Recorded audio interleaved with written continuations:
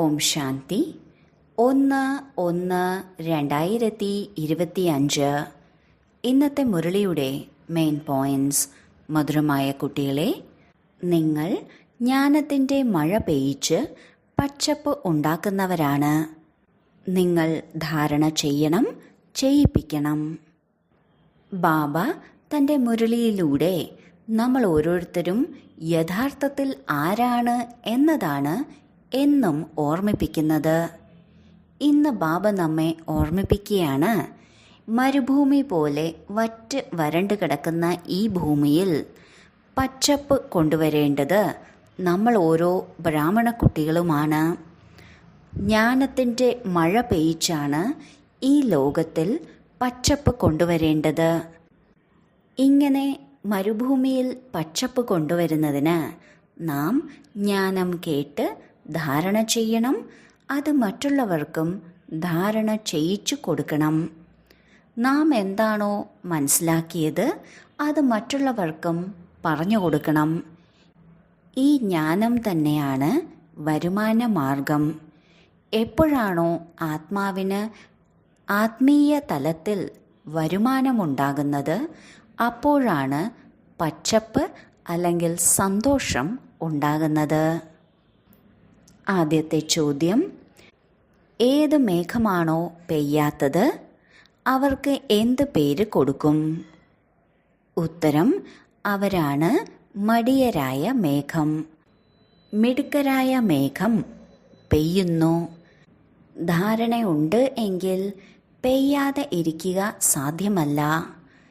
ആരാണോ ധാരണ ചെയ്ത് മറ്റുള്ളവരെ ചെയ്യിപ്പിക്കാത്തത്, അവരുടെ വയർ ഒട്ടിപ്പോകുന്നു. അവർ ദരിദ്രരാണ്, പ്രജയായി പോകും. ജ്ഞാനസാഗരനായ ബാബ എന്നും നമ്മൾ കുട്ടികളെയും മേഘങ്ങളെപ്പോലെ നിറയ്ക്കുകയാണ്. ഏത് മേഘങ്ങളാണോ സ്വയം നിറഞ്ഞ് പിന്നെ പോയി മറ്റുള്ളവർക്ക് മഴ പെയ്യിച്ചു കൊടുക്കുന്നത്, അവരെയാണ് മിടുക്കരായ മേഘം എന്ന് പറയുന്നത്. എന്നാൽ ആര് സ്വയം നിറഞ്ഞിട്ടും മറ്റുള്ളവരുടെ മേൽ വർഷിക്കാത്തത്, അവരെ മടിയരായ മേഘം എന്നും പറയുന്നു. മിടുക്കരായ മേഘങ്ങൾ ധാരണ ചെയ്യുന്നു, എന്നാൽ അത് മറ്റുള്ളവർക്ക് പറഞ്ഞു കൊടുക്കാതെ ഇരിക്കാൻ അവർക്ക് സാധിക്കില്ല. എന്താണോ നാം മനസ്സിലാക്കിയത് അത് മറ്റുള്ളവരുമായി ഷെയർ ചെയ്യുന്നു, മറ്റുള്ളവർക്കും വിതരണം ചെയ്യുന്നു. എന്നാൽ മടിയരായ ഒരു മേഘം അവർ സ്വയം നിറയ്ക്കുന്നുണ്ടെങ്കിലും മറ്റുള്ളവർക്ക് നൽകാത്തത് കാരണം അവർ ദരിദ്രരായി പോകുന്നു. അതായത് അവരുടെ വരുമാന മാർഗം സമാപ്തമാകുന്നു.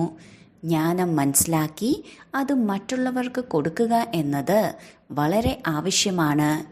കൊടുക്കാത്തവർ ദരിദ്രരാണ്. അവർ ഭാവിയിൽ പ്രജകളായി തീരും. രണ്ടാമത്തെ ചോദ്യം, ഓർമ്മയുടെ യാത്രയിൽ മുഖ്യമായ പരിശ്രമം എന്താണ്? ഉത്തരം, സ്വയം ആത്മാവെന്ന് മനസ്സിലാക്കി ബാബയെ ബിന്ദുരൂപത്തിൽ ഓർമ്മിക്കുക. ബാബ എന്താണോ എങ്ങനെയാണോ ആ സ്വരൂപത്തിൽ യഥാർത്ഥത്തിൽ ഓർമ്മിക്കുക. ഇതിൽ തന്നെയാണ് പരിശ്രമം. ബാബ ഓർമ്മയുടെ യാത്ര ഏറ്റവും സഹജമാക്കിയാണ് തന്നിരിക്കുന്നത്. എന്നാൽ നമ്മൾ കുട്ടികൾക്ക് അത് ചെയ്യുന്നതിലും പരിശ്രമമുണ്ടാകുന്നു. നമ്മൾക്കുള്ള 4 വിഷയങ്ങളിൽ ഏറ്റവും മുഖ്യമായത് യോഗമാണ്. എന്നാൽ ഏറ്റവും ബുദ്ധിമുട്ടുള്ളതെന്നും കുട്ടികൾ പറയുന്നത് യോഗം തന്നെയാണ്. ബാബ പറയുന്നു, ഈ യോഗത്തിൽ മുഖ്യമായത് അല്ലെങ്കിൽ ബുദ്ധിമുട്ടായത് ഏത് കാര്യമാണ്? സ്വയം ആത്മാവെന്ന് മനസ്സിലാക്കി ബിന്ദുരൂപനായ ബാബയെ ഓർമ്മിക്കണം. ബാബ എന്താണോ എങ്ങനെയാണോ ആ സ്വരൂപത്തിൽ യഥാർത്ഥത്തിൽ ഓർമ്മിക്കണം. ഇതിലാണ് പരിശ്രമം. നാം നമ്മുടെ തന്നെ പരിധിയിലിരുന്നു കൊണ്ടാണ് ബാബയെ ഓർമ്മിക്കുന്നത് എങ്കിൽ ബാബയുടെ ഓർമ്മ യഥാർത്ഥമാകില്ല, കാരണം നാം പരിധിയിലിരിക്കുന്നത് കൊണ്ട് നാം പരിധിക്കനുസരിച്ച് മാത്രമേ ഈശ്വരനെ ഓർമ്മിക്കൂ, അല്ലെങ്കിൽ ബാബയെ ഓർമ്മിക്കൂ. ഇതിനുദാഹരണമായി പഴമക്കാർ പറയും കിണറ്റിലെ തവള എന്ന്. ഒരു കിണറ്റിൽ തന്നെ കിടക്കുന്ന തവള അതുതന്നെയാണ് മുഴുവൻ ലോകവും എന്ന് ചിന്തിക്കുന്നു. അതിൻ്റെ മുഖ്യനാണ് താൻ എന്നും ചിന്തിക്കുന്നു.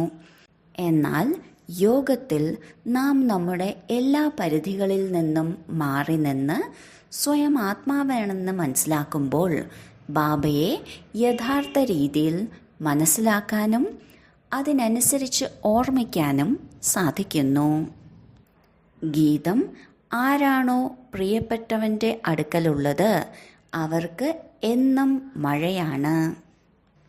ധാരണയ്ക്കുള്ള മുഖ്യസാരം: 1. സ്വച്ഛബുദ്ധിയായി വണ്ടർഫുൾ ജ്ഞാനം ധാരണ ചെയ്ത് ബാബയ്ക്ക് സമാനം മാസ്റ്റർ ജ്ഞാനസാഗരം ആകണം. നോളജിലൂടെ സർവഗുണങ്ങൾ സ്വയത്തിൽ ധാരണ ചെയ്യണം. 2. ഏതുപോലെ ബാബ ശരീരം, മനസ്സ്, ധനം സേവനത്തിൽ ഉപയോഗിച്ചുവോ, സറണ്ടറായോ, അതുപോലെ ബാബയ്ക്ക് സമാനം തൻ്റേതെല്ലാം ഈശ്വരീയ സേവനത്തിൽ സഫലമാക്കണം. സദാ റിഫ്രഷ് ആയിരിക്കുന്നതിന് എയിം ഒബ്ജക്റ്റിൻ്റെ ചിത്രം ഒപ്പം വയ്ക്കണം. ആദ്യത്തെ പോയിന്റിൽ ബാബ പറയുന്നു, നമ്മൾ ഓരോരുത്തരും മാസ്റ്റർ ജ്ഞാനസാഗരമാകണം. ഇതിനായി ബുദ്ധിയെ സ്വച്ഛമാക്കണം. ബുദ്ധിയെ സ്വച്ഛമാക്കുന്നതിന് ജ്ഞാനമനനം ചെയ്യണം. മനനത്തിലൂടെ ബുദ്ധി സ്വച്ഛമാകുന്നു, സംശയം മാറുന്നു. സംശയം മാറുന്നത് മാത്രമല്ല, ജ്ഞാനം വളരെ വ്യക്തമാകുന്നു. ജ്ഞാനം വ്യക്തമാകുന്നതിലൂടെ അത് ധാരണ ചെയ്യുക എളുപ്പമായി തീരുന്നു. ധാരണ ചെയ്യുമ്പോഴാണ് ബാബയ്ക്ക് സമാനം മാസ്റ്റർ ജ്ഞാനസാഗരൻ ആകാൻ സാധിക്കുന്നത്. ഈ ജ്ഞാനം മനസ്സിലാക്കുന്നതിലൂടെ സർവഗുണങ്ങളും സ്വയത്തിൽ ധാരണ ചെയ്യാനും സാധിക്കും. രണ്ടാമത്തെ പോയിന്റിൽ ബാബ പറയുന്നു, ഏതുപോലെ ബ്രഹ്മബാബ തൻ്റെ ശരീരം, മനസ്സ്, ധനം, ജനം എല്ലാം സേവനത്തിൽ അർപ്പിച്ചു സമർപ്പണമായി, ഇതുപോലെ തൻ്റേതെല്ലാം ഈശ്വരീയ സേവനത്തിൽ ഉപയോഗിക്കണം.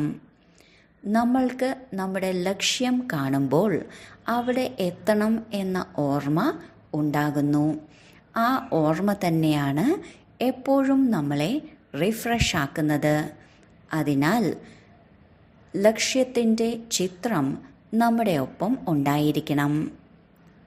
വരദാനം: ഏകരസസ്ഥിതിയിലൂടെ സദാ ഒരു ബാബയെ ഫോളോ ചെയ്യുന്ന പ്രസന്ന ചിത്തരായി ഭവിക്കട്ടെ.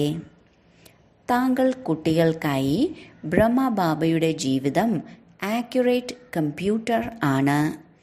ഏതുപോലെ ഇന്നത്തെ കമ്പ്യൂട്ടറിലൂടെ ഓരോ ചോദ്യത്തിൻ്റെയും ഉത്തരം ചോദിക്കുന്നു, ഇതുപോലെ മനസ്സിൽ എപ്പോഴാണോ എന്തെങ്കിലും ചോദ്യം വരുന്നത്, എന്ത്, എന്തുകൊണ്ട്, എങ്ങനെ, ഇതിനു പകരം ബ്രഹ്മബാബയുടെ ജീവിതമാകുന്ന കമ്പ്യൂട്ടറിൽ നോക്കൂ.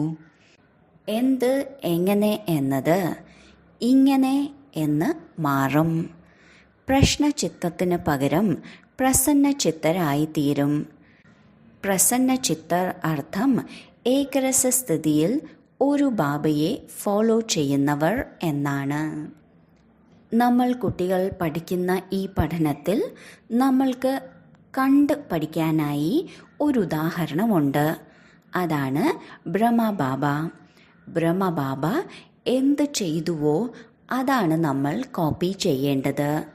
ജീവിതത്തിൽ എപ്പോഴെങ്കിലും ഇതെങ്ങനെ ചെയ്യും, ഇതെങ്ങനെ സംഭവിക്കും, എങ്ങനെ, എന്തുകൊണ്ട് എന്ന ചോദ്യങ്ങൾ ഉദിക്കുകയാണെങ്കിൽ ബ്രഹ്മബാബയുടെ ജീവിതമാകുന്ന കമ്പ്യൂട്ടറിൽ നോക്കിയാൽ മതി. ബാബ എന്താണോ ചെയ്തത് അതാണ് നാം ചെയ്യേണ്ടത്. എന്ത്, എങ്ങനെ എന്ന ചോദ്യങ്ങൾ ഇങ്ങനെ എന്നതിലേക്ക് പരിവർത്തനപ്പെടുന്നു. ചോദ്യങ്ങളെല്ലാം സമാപ്തമാകുമ്പോൾ പ്രസന്ന ചിത്തരാകുന്നു. പ്രസന്ന ചിത്തരെന്നാൽ ഒരേ സ്ഥിതിയിൽ ഒരേപോലെ ഒരു ബാബയെ ഫോളോ ചെയ്യുന്നതിനെയാണ് പറയുന്നത്. സ്ലോഗൻ: ആത്മീയ ശക്തിയുടെ ആധാരത്തിൽ സദാ ആരോഗ്യവാനായി ഇരിക്കുന്നതിൻ്റെ അനുഭവം ചെയ്യൂ. ഓം ശാന്തി.